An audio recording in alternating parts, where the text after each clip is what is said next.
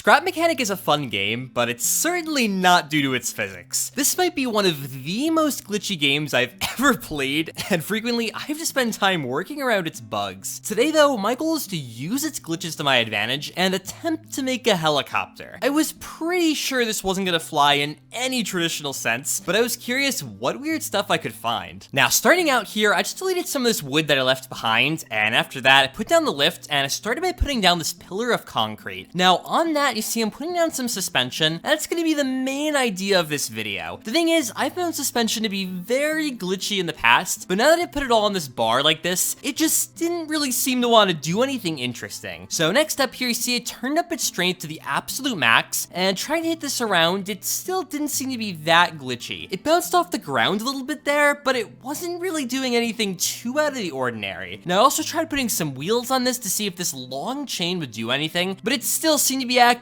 pretty much as you'd expect, and of course, now that I'm trying to make it glitchy, it doesn't really seem to want to. Now, back on the lift here, I had another idea, and you'll see what I'm doing is putting down a suspension piece, and on the other side, I'm putting down a piston. Now, after linking those together, I attach it to this button, and pressing it in, while it does seem to move the piston a little bit, it wasn't really doing anything too glitchy. Now, I realized that probably what I needed was more power here, so see what I'm doing is adding on some more pistons, and I also added on a couple more suspension pieces just for a little more power. Pushing the button now, and I was actually starting to get some meaningful motion out of this. Now, I couldn't tell if this motion was being caused by vibrations or if the mechanism itself was causing some amount of lift. So you'll see here what I'm starting to do is build up this crane-like device, and I put down this arm on it. And I'm able to hit this around here, and it's able to freely move around, and by welding the device straight on this arm, if I'm generating any lift, I should be able to see it once I turn it on. And already, I noticed that while it was vibrating around, it didn't really seem to be generating any lift or moving the arm in any direction. This is telling me that I'm not creating any lift here, and while it is interesting, it's not directly going to be useful for a helicopter. I was curious how far I could push this though, so you'll see what I'm doing now is adding on a bearing, and I'm putting down another long arm of suspension pieces. Now, by adding a bearing, I'm adding on an extra degree of freedom, and I was thinking by adding more of those, it should make things a lot more glitchy. So I welded this all up here, and I want to take it off the lift and give it a test. And already, it seemed to be reasonably glitchy. It was bouncing around a lot, and getting on the ground, the suspension pieces were noticeably moving around. Hitting it with my sledgehammer here, I could see there was a little bit of vibration, and dropping these onto the ground, it was certainly doing something interesting. So the suspension pieces definitely have the ability to be quite glitchy here, so what I wanted to do is double up the mechanism I made before and see if that would get me more vibrations. This seemed to be the case, and moving around on the ground here, it seemed to be not bad. Now, next here, I turned up the power of the pistons, and I gave this another test, and that's when I found one of the most interesting glitches so far. Trying this out now, you notice once I turn it on, it's slowly rising off the ground. Now, one part of it is still riding on the ground, but it's pretty clearly floating, and more interestingly than that, if I hit this, it moves to the side, but it keeps the same orientation. Now, this sort of behavior makes it sort of like a stabilization device, and this I figured could be super useful. Now, I also noticed once I turn it off, it still seems to rise up a little bit, but it's a little slower than before. This seemed extremely interesting to me, and next up, I wanted to make an even larger version of this and see how it would do. Now, turning this on, it seemed to be about the same as before, but it also seemed to be rising up quite a bit faster here, and I really like the looks of that. Now, I also thought it was quite interesting how some of the suspension pieces get more compressed than the others, and how the pistons seem to be hitting against each other and just overall acting really weird. At this point though, I was wondering if having more suspension pieces in series or in parallel is the better way to go. So next up, I wanted to try making a really long string of pistons in suspension and see how it would do. Now, once I made that here, I also added on a few more pistons just to give me a bit more pushing power, because I did realize it's a little bit weak without it. Now, turning it on here, you'll notice the pistons are bouncing off each other just like before, but the way they're doing it is a lot more pronounced now, and I really like the way that it looked. Now, also, this was rising off the ground here, and while it did look slower, it was at a much longer distance, which means that overall, it basically balances out. Now, I liked what I made before, but what I wanted to try doing was introducing a bearing. This seemed to work well previously, and I figured I might get more motion out of this. And already, I was moving up a lot quicker, but I was also starting to vibrate a lot more than before. So I was thinking, what if I tried adding on a lot more bearings and seeing where that would get me? And turning this on here, it was quite interesting. It seemed to have a lot more power now and could easily just fly straight off the ground. This tendency to come off the ground, though, didn't seem to be because it was floating, but rather seemed to be just because it was bouncing around. This, though, is still pretty useful, and overall, I liked the way that this was working. So, of course, here, what I wanted to try doing was adding on even more bearings and seeing what this would do. So after getting all those in place here and making sure to attach it all up, I tried compressing it now, and it was a lot more chaotic than it was before. Already, it seemed to immediately bounce straight up into the air, and you can see here, I'm starting to add some metal to this. I was wondering if it was going to make it even more chaotic and fly up into the air faster, but it seemed to just weigh it down, and it was kind of getting stuck. I figured that this could be useful though, so I added on some suspension here, and I added on some bearings, and you'll see what I'm doing is building up sort of a chassis around this engine. This will allow me to start creating the main body of some sort of device. Now, letting it go here, it did sort of seem to work, but it was still very unstable, and to fix that, I spawned in my device from before since this one seemed to be so stable. Now, well, the two of these on here, and I wanted to see how it would do, and already it seemed to be a lot better. While it was still flipping around a bit, it was coming off the ground a lot easier here, and it seemed to be a lot less chaotic. Now, next up, I welded on 2 more of those, and with 4 on here, while it was a bit more stable, it was also on the ground a lot more often, and it seemed to be getting weighed down quite a bit. Now I also moved into flat terrain here just to make it a bit easier to see what's going on, and trying it out now, it was pretty much the same thing. While it was somewhat hovering off the ground at times, it seemed to fall down a little too often, and to fix that, what I wanted to do here was weld on a second engine. Now I was hoping that the second engine would get me even more consistency, and once I got that welded on there, I turned it on, and it seemed to be more interesting, but it was hard to tell if it was any better. Now to get it to stop flipping, you can see what I'm doing is adding on long arms and destabilize it a little bit. Now, that was a large emphasis on little bit, because it still was just badly flipping around. Now, I added on 2 more stabilizing arms, and with that, I turned it on here, and it was pretty much the same as before, just randomly flipping around and not really getting me off the ground. I was thinking though, and part of the problem might have been that I didn't stick it on the corners of the device. Putting these physically further apart should give me a bit more stability here, and once I turned these on, it was coming off the ground, but it was very chaotically spinning, and I also noticed it was pretty much doing exactly what I developed before, which is the weird lifting thing with one tiny point of the device still on the ground. So at this point, I knew I was gonna need to do something crazy at this to work, so I tried to attach as many of these engines as I could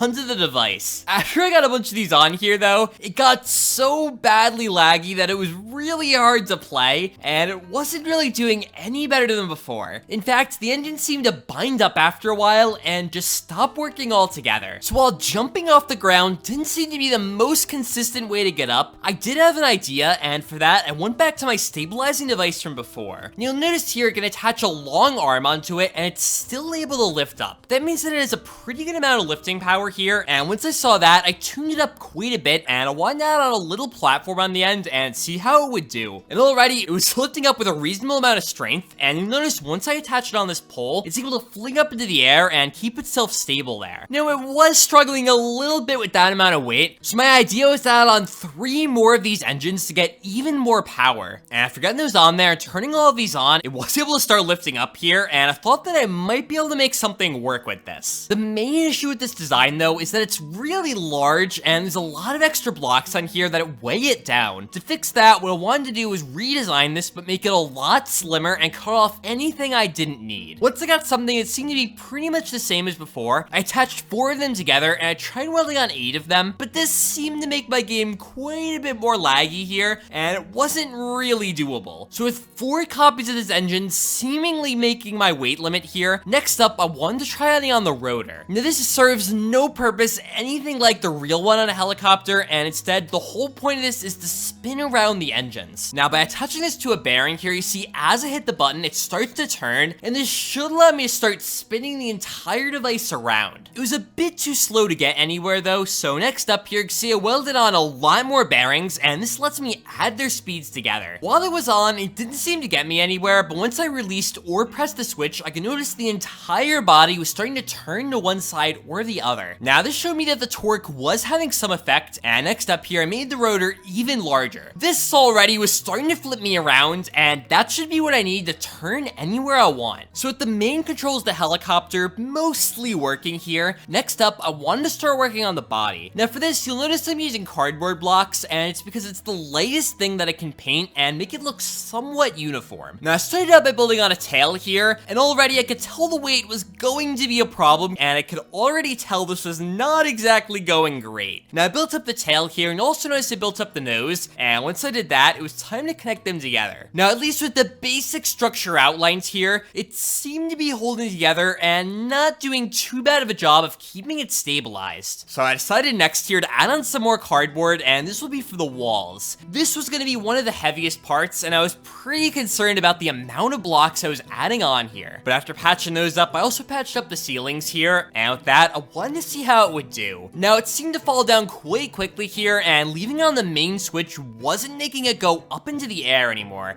In fact, turning on the pole, you'll notice how fast it falls down, and it seems like my engine isn't doing too good of a job anymore. One thing I did though to help out was moving the pole closer to the center of gravity, and this makes it a lot easier for the engine to compensate for when it starts to fall down. Now with that, I also extended out the tail a bit, and I decided to delete a little bit of the wall for the door. And finally, with the basic structure looking good, it's time to start automating this. To do that, you'll notice I put on a couple of sensors here, but I ended up only using the one in the back. What this is going to do is see when I start to fall too far back, and if that happens, it's going to turn on the engine and bring me back up to level. Now after getting the height adjusted the way I wanted here, I could see it did turn on once I fell down a little bit too far, but it seemed to be signaling far too late, and it was way past the time where the engine was going to be able to fix it. One solution for this I found was moving the sensor further out. This is going to make it a lot more sensitive to changes in angle, and that means that it needs to tilt back much less for it to turn on and signal the main engine to bring me back up to level. And trying this out now, I put it up in the air here, but I noticed a massive problem. It was still falling down super fast, and it was like my engine wasn't doing anything at all. Now I think the problem is that there is way too much weight in this helicopter, and it's causing it to fall almost immediately. Now before I did any weight reduction though, I did want to get this painted up just so I could see if it looked okay. And once I got that painted up, I also extended out the rotor to make sure it was going to be as long as it needed to be. I also stylized the back rotor here, but finally with that, it was time to start doing some weight reduction. I started out with the floors here since they didn't really seem to be that important anyway. And after that, I also started getting rid of some interior pieces that weren't doing anything. Now I also realized that if I delete huge amounts of the walls, it becomes a sort of open door helicopter thing, and it looks okay while saving me an insane amount of weight. Now with that, it should pretty much be what I need, and to start moving around here, I had kind of a funny idea. What I wanted to do was basically make the thing that I first made, and that's my little vibration glitch thing that pushes me around on the ground. Now, this isn't perfect. You'll notice that I am starting to tilt back a little bit, but as long as I use it very carefully here, I should be able to guide my helicopter around and slowly go where I need to. And starting out now, I wanted to jump into helicopter and see what I could do. Now at first here, going up in the air, it seemed to be stabilized pretty okay, but once I wanted to start moving, I noticed a big problem. As soon as it started to tilt, I started to vibrate in that direction, which made me tilt even further in that direction, which eventually just made me fall. Now, even with this problem though, I was still moving around reasonably fast, and I wasn't totally displeased with this. Most of the problem at this point is just me not fully making the controls work well and overcooking it a lot and going too far. So I have a few last shots here of me sort of moving around a little bit and being as careful as I can. This was definitely a very fun thing to experiment with, and I'm glad I got something to bounce up in the air without using any thrusters at all. I am curious what else this stabilization balance glitch could be used for, because it's definitely something that I find very interesting. But if you guys want to see more content like this, make sure to subscribe. If you have any other questions or comments, feel free to leave them down below, and otherwise, till next time.